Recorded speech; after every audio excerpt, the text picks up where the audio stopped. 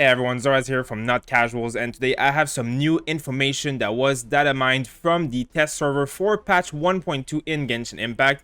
There is 4 new weapons that seem to be making their way into the game next patch. Now these are 4-star weapons, and this chart will provide you with all of the materials are required to level up these weapons all the way to level 90. Thanks to user Devil Takoyaki, who has made this available on Reddit. I will put the link in the description for this image. Now 3 of these weapons are craftable using the Nordlander prototype, as you can see right here, and the last one, it is uncraftable because it will be coming from an event, which means that most people will be able to get this one for completely free. That is the one-hand sword.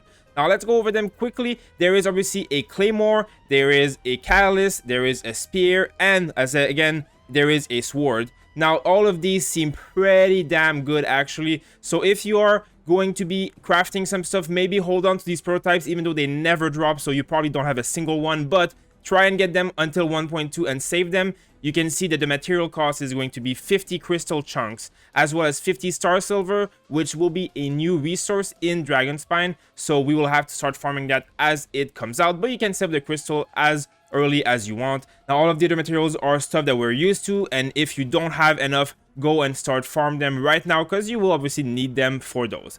Now let's go over the weapons quickly. The Claymore seems to have a pretty damn good base attack as well as physical damage as a stat. Now this is going to be excellent for characters such as Razor and Shenyan, who use physical damage a lot. Now the effect also seems very good. It has a chance of forming icicles on top of enemies when you're hitting them and dealing some AoE attack damage that can occur every 10 seconds. Now this does even more damage when enemies are affected by Cryo, which again works very well with superconduct comps. Now next, the Catalyst has attack percentage, which is not as good, but I guess the same exact effect as the Claymore. Now they all have this effect, just so you guys know. It has a chance 60 to 100 of proccing an icicle from 80 to 140 damage. It's AoE based on your attack and can occur once every 10 seconds. And again, more of that damage if you're affected by Cryo. So if we get this weapon refined 5 times, 360% of the damage for Cryo.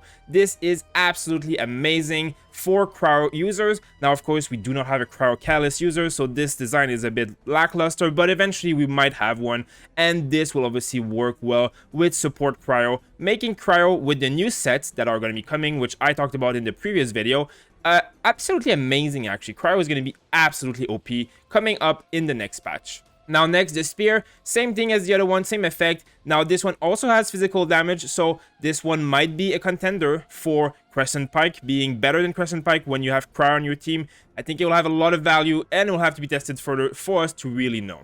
Now this one also has a dragon tooth instead of crystal, so the crafting materials are a little bit different. This is again going to be something that we will have to see in the next patch because these are materials that we do not have access to yet.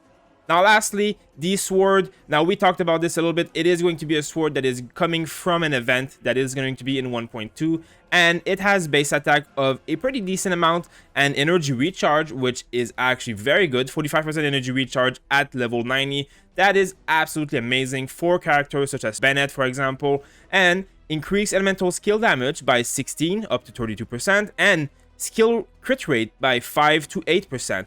Now that is something we've never really seen before, getting crit rate for your skills only.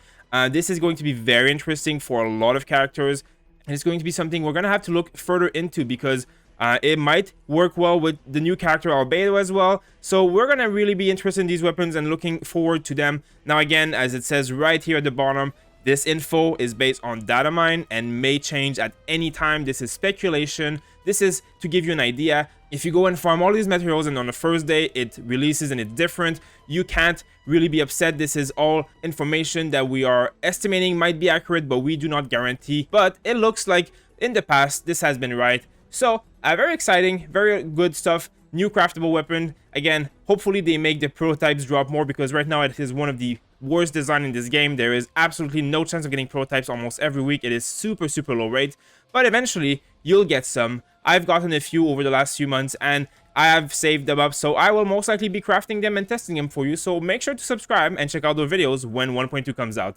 Thank you guys for watching and see you on the next video.